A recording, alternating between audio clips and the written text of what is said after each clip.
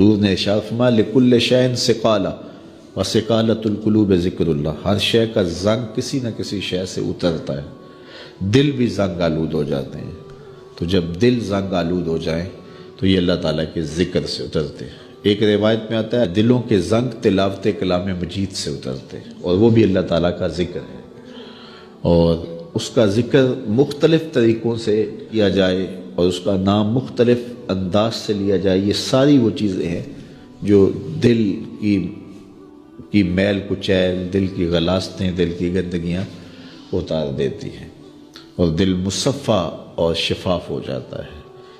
حضرات صوفیہ تو کہتے ہیں جب کوئی بندہ ایک مرتبہ کہتا ہے اللہ، تو اللہ تعالیٰ اس کی طرف 70 مرتبہ نظر رحمت سے دیکھتا ہے، اور جب اللہ تعالیٰ کسی بندے کی طرف نظر رحمت سے دیکھتا ہے اس کے 70 گناہ جل کے راکھ ہو جاتے ہیں۔ تو اس لیے جب کوئی بار بار اللہ اللہ پکار رہا ہوتا ہے تو اللہ تعالیٰ کی رحمتوں کے سائے میں آ جاتا ہے، اور جب ذکر کر رہے ہوں تو اس وقت مکمل یکسوئی کے ساتھ اس کی طرف متوجہ ہونا چاہیے، جس کو پکار رہے ہیں اس کی طرف یکسوئی کے ساتھ توجہ ہو، اور وہی ذکر حقیقی ذکر ہے۔ حضرت شیخ فرید الدین عطار علیہ رحمہ فرماتے ہیں ہر عضو بدن کا الگ ذکر ہے، زبان کا الگ ذکر ہے، آنکھوں کا الگ ذکر ہے، کانوں کا الگ ذکر ہے، ہاتھوں کا، پاؤں کا، دیگر اعضائے بدنیاں کا الگ الگ ذکر ہے۔ اللہ کی نشانیوں کو دیکھنا یہ آنکھ کا ذکر ہے، استماع قول حق یہ کان کا ذکر ہے، قرآن مجید کی تلاوت کرنا، اس کا نام لینا یہ زبان کا ذکر ہے، دکھیوں کی مدد کرنا یہ ہاتھ کا ذکر ہے، نیک مجالس کی طرف چل کے جانا، مسجد کی طرف سفر کرنا یہ پاؤں کا ذکر ہے۔ تو مختلف اعضائے بدنیاں کا مختلف ذکر ہے، اور ہر وقت جو ہے وہ ذکر کے اندر انسان لگا رہے اور رب کی یاد کے سائے میں اپنی زندگی گزارے۔ یہ اس کی روح کی غذا ہے جو اسے باہم پہنچتی ہے، پھر اس کی روح مرتی نہیں ہے، اس کی روح جو ہے وہ شاد اور آباد رہتی ہے، بیمار نہیں پڑتی، روح کے اوپر زنگ نہیں چڑھتا، وہ پاکیزہ اور مطہر رہتی ہے۔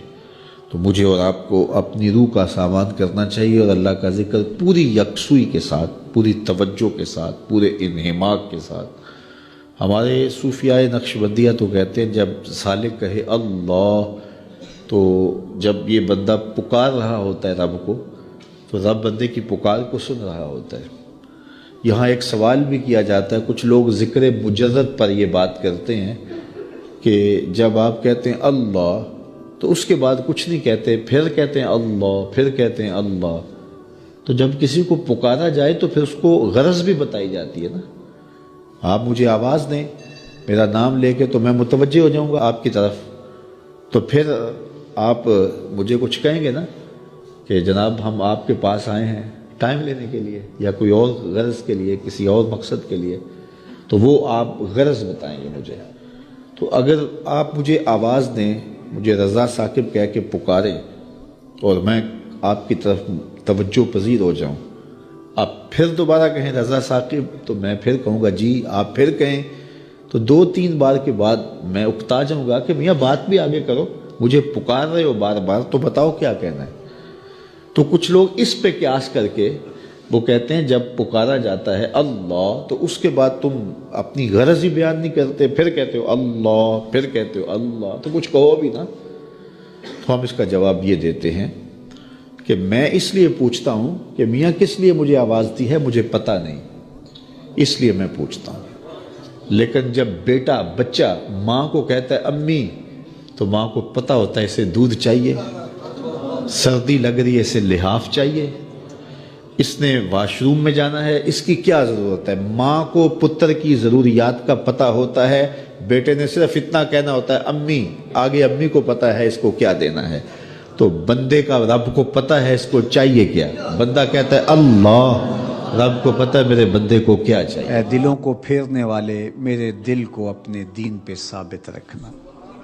ام المومنین رضی اللہ تعالیٰ عنہ فرماتی ہیں کہ میں نے حضور علیہ السلام سے پوچھا کہ حضور اسلام لانے کے بعد بھی اس کی ضرورت ہے کہ یہ اللہ کی بارگاہ میں عرض کرے؟ تو آقا کریم نے ارشاد فرمایا کہ دل رحمان کی 2 انگلیوں کے درمیان ہے، وہ جس طرف چاہے پلٹ دے، بے نیاز ہے، تو اس لیے ہر وقت اس سے مانگنا چاہیے اللہ میرا دل سلامت رہے، دین پر قائم رہے۔ ورنہ ہم دیکھتے ہیں کتنے لوگ ہیں بظاہر اچھے ہوتے ہیں لیکن انجام بخیر نہیں ہوتا۔ انما الاعمال بالخواتیم، اعمال کا دار و مدار حسن خاتمہ پہ ہے۔ خاتمہ کیسا ہوتا ہے؟ حضرت سہل بن سعد الساعدی رضی اللہ تعالیٰ عنہ فرماتے ہیں کہ ایک غزوہ میں ایک مالدار شخص بڑی بے جگری سے لڑ رہا تھا، اس جرت سے لڑ رہا تھا کہ ہمارے دل میں آیا کہ کیا بات ہے۔ آقا کریم علیہ السلام نے دیکھا تو فرمایا جس نے اہل جہنم میں سے کسی کو دیکھنا ہوتے سے دیکھ۔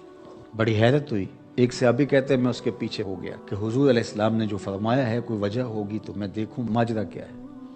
تو کہتے ہیں جب وہ لڑتے لڑتے زخمی ہو گیا تو اس نے اپنی ہی تلوار کو اپنے سینے میں یوں رکھ کر کے اپنا وزن اس اوپر ڈال دیا اور دو کندھوں کے درمیان سے تلوار ادھر نکل گئی اور یوں خودکشی کر لی۔ تو کہا کہ بندہ ساری زندگی نیکیاں کرتا ہے، لکھا ہوا غالب آ جاتا ہے اور پھر آخر اچھا نہیں اس کا رہتا۔ اور کتنے ایسے لوگ ہیں کہ جن کا ماضی بہت بھیانک اور برا تھا لیکن آخر ٹھیک ہو جاتا ہے۔ تو اس لیے ہمیشہ اللہ سے انجام بخیر کی دعا مانگو۔ یا مقلب القلوب ثبت قلبی علی دینک، اے دلوں کو پھیرنے والے ہمارے دلوں کو دین پہ ثابت رکھنا، کہیں ایسا نہ ہو کہ ہمارا انجام ٹھیک نہ ہو، انجام ہمارا ٹھیک ہونا چاہیے۔ حضرت ابی ملیکہ رضی اللہ تعالی عنہ فرماتے میں 30 اصحاب رسول سے ملاقات کی ہے، میں نے سب کو فکر مند پایا ہے انجام ٹھیک ہو جائے۔ جنہوں نے اپنی آنکھوں سے حضور کو دیکھا وہ بھی ڈر رہے ہمارا انجام ٹھیک ہو جائے۔ رنگا رنگ سہیلیاں پرن کڑے، پر پریا اس دا جانیے جس دا توڑ چڑھے۔ ہمیں ایک اور دعا ترغیب دی گئی قرآن مجید میں اہل ایمان کو، اور وہ کیا؟ ربنا لا تزغ قلوبنا بعد اذ ہدیتنا وہب لنا من لدنک رحمہ انک انت الوہاب۔ اے اللہ ہمارے دلوں کو سیدھا کر دینے کے بعد دوبارہ ٹیڑھا نہ کرنا۔ یہ دل سیدھے ہیں تو سیدھے ہی رہیں، یہ کبھی دوبارہ ٹیڑھے نہ ہوں۔ یہ نرم ہیں تو نرم ہی رہیں، کہیں پتھر نہ ہو جائیں۔ ایمان کے نور سے جگمگا رہے ہیں اللہ، یہ جگمگاتے ہی رہیں، کہیں دوبارہ ان میں ظلمتیں نہ آ جائیں۔ لا تزغ قلوبنا بعد اذ ہدیتنا، ہمارے دلوں کو سیدھا کر دینے کے بعد دوبارہ ٹیڑھا نہ کر دینا۔ وہب لنا من لدنک رحمہ، اور ہمیں اپنی جناب سے رحمتیں عطا کر دے۔ انک انت الوہاب، تو وہاب ہے، اپنے کرم سے اپنے فضل سے ہمیں مالا مال فرما دے۔ تو میری دعا ہے اپنے لیے سب سے پہلے اور آپ سب کے لیے اور اپنے جملہ دوستوں کے لیے، پیر بھائیوں کے لیے، سب ملنے والوں کے لیے کہ اے اللہ ہم سب کو ہمیشہ ثابت قدم دین پہ رکھنا، آخری ہچکی تیرے نام پہ آئے، تیرے محبوب کی غلامی میں آئے، ہم سب کا خاتمہ ایمان پہ۔ ایک ایک کر کے دوست ہم سے جدا ہو رہے ہیں، ہم بھی اس دنیا پہ مستقل رہنے والے نہیں ہیں، کوچ کر جانے والے ہیں۔